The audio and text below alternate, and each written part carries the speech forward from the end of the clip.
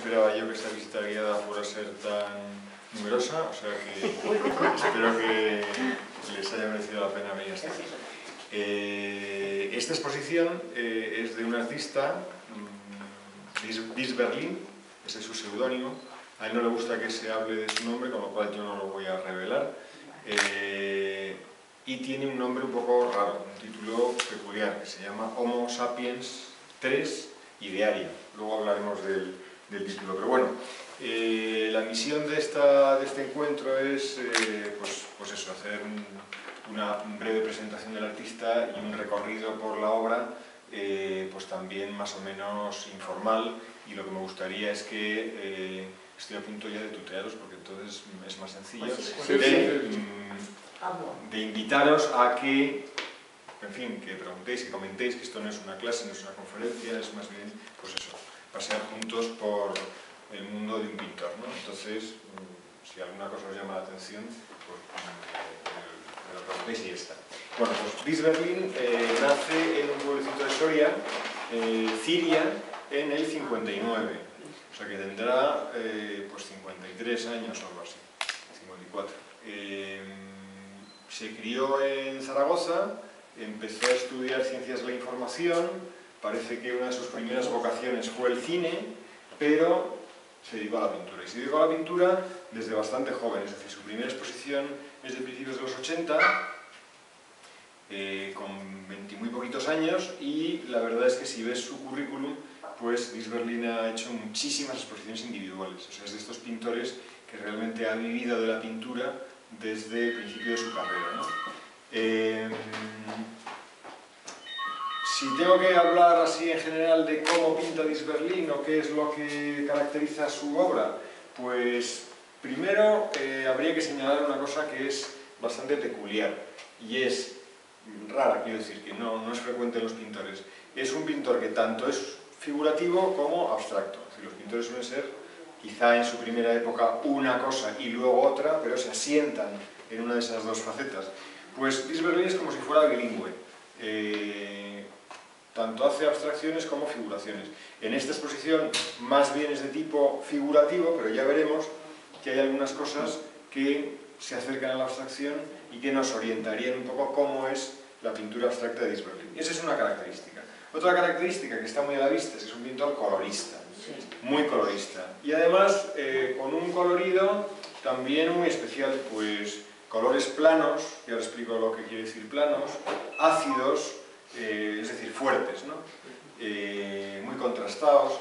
Los colores planos son los colores, digamos, tal y como salen del tubo, tal y como salen del bote, que no tienen veladuras o transparencias, que no tienen esto que hacen los pintores clásicos de ir no solamente mezclando, sino dando capas de un color sobre capas de otro color, y eso provoca pues esas sensaciones, digamos, de profundidad, de espacio y tal. Si os fijáis en la obra de Bis Berlin, pues es como si hiciéramos plano, son ilustraciones como si, en muchos casos, fijaos en estas, por ejemplo, parecen casi recortes, ¿no? Recortes pegados, ¿no? Y esa es otra cuestión, la del recorte, porque Bis Berlin, además de ser tener esta doble faceta de pintor figurativo y abstracto, es un pintor que ha desarrollado no solamente una muy abundante obra pictórica y dibujística, es decir, lienzos, papeles con pincel y lápiz, sino que también ha desarrollado una muy importante obra como creador de collage, estas obras que sabéis que son recortar y pegar, ¿no? Y eso incluso se traslada a, como si dijéramos, los propios lienzos. Esto está pintado, pero bueno, bien podría parecernos también en algunos casos que son como recortes pegados unos al lado de otros. Porque una cosa que pasa con los collages de Bis Berlin, y ahora lo vamos a ver en otros casos que realmente son collages, es que él no trata, como si dijéramos, de empastar esas figuras que trae de distintos sitios, ¿no? No trata de, como si dijéramos, crear un espacio ilusorio, como es el espacio de la pintura, donde conviven, sino que realmente las pega, las superpone, las yuxtapone, y no pretende en ningún caso disimular esa procedencia, como si dijéramos, variada, múltiple, ¿no? Pues de Bis Berlin yo quería decir esto de que era, como si dijéramos, ambidextro en la pintura como figurativo y abstracto, que practicaba el collage y el fotomontaje además de la pintura, que también, es una cosa que también quiero contar, que es un pintor, digamos, culto, o un pintor de pintores. ¿Qué quiero decir con esto? Bueno, pues lo que quiero decir es que quienes conocen la historia de la pintura y ven las obras de Dries Berlin empiezan a encontrar inmediatamente parecidos, ¿no? Pues lo que hace se parece a la pintura metafísica italiana de los años 30, o a la pintura europea de entreguerras, que se llamó del realismo mágico, o a la pintura de ciertos americanos realistas de los años 60. Es decir, hay muchas, como si dijéramos, referencias a la pintura del pasado, ¿no?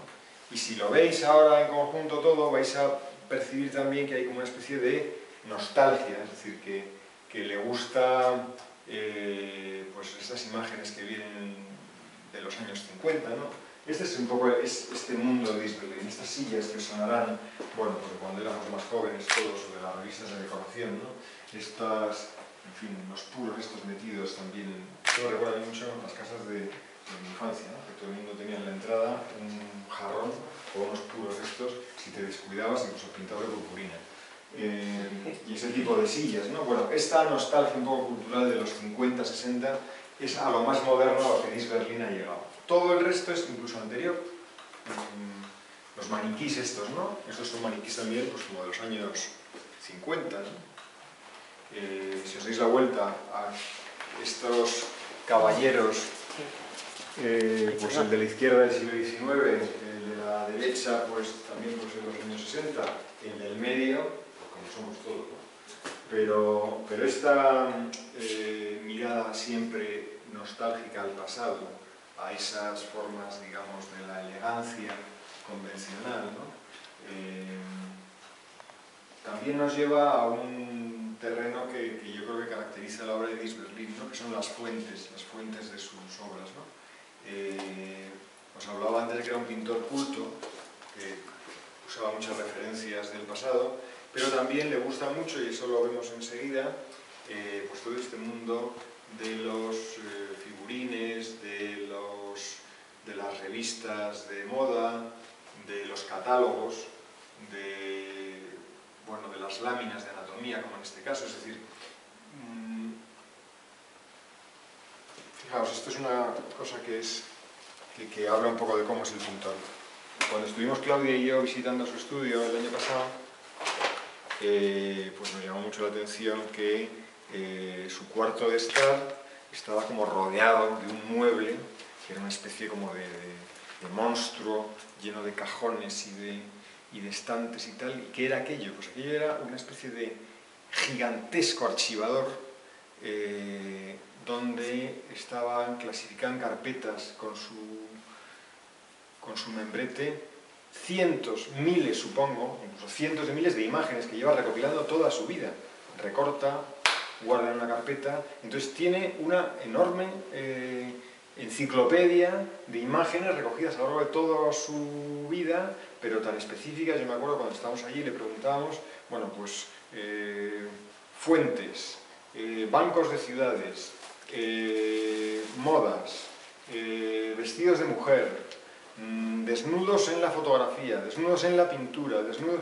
Todo eso es esa especie de suelo, de humus, de gran repertorio de referencias visuales que él utiliza para inspirarse en unos casos, en otros casos para directamente recortar y pegar y crear una obra, y en todo caso que tiene detrás como una especie de, pues eso, de banco de imágenes, ¿no? Yo creo que de alguna manera, y con esto toco la cuestión del tema, este título de Homo Sapiens 3, que alude a que él tiene un gran proyecto, se llama Homo Sapiens, y va haciendo exposiciones que han sido la 1, en Elche la 2, en Santander, esta es la 3, digamos, etapas de un proyecto. Ese proyecto Homo Sapiens sería un poco dar cuenta de toda esa cultura visual que tiene el ser humano. El Homo Sapiens, que como sabéis es la denominación técnica del ser humano que somos. Sapiens, sapiens, homo anterior era habilis, que era uno que sabía hacer instrumentos, pero no tenía conocimiento, ¿no? Que no tenía lenguaje. Bueno, pues el hombre al que se refiere Disberlin tiene lenguajes simbólicos que representan cosas y además tiene conocimientos. Y conocimientos derivados también de la relación social. Y yo creo que mucho de lo que hay aquí es precisamente un eco de esa importancia que tiene para Disberlin lo social y que tiene el lenguaje. Pero vamos, antes de pasar a la otra sala, quiero enseñaros un par de cosas aquí. Pues decía que era un pintor culto, Disberlin. Bueno, pues esa cultura es la cultura de la lectura, pero también la cultura de la literatura.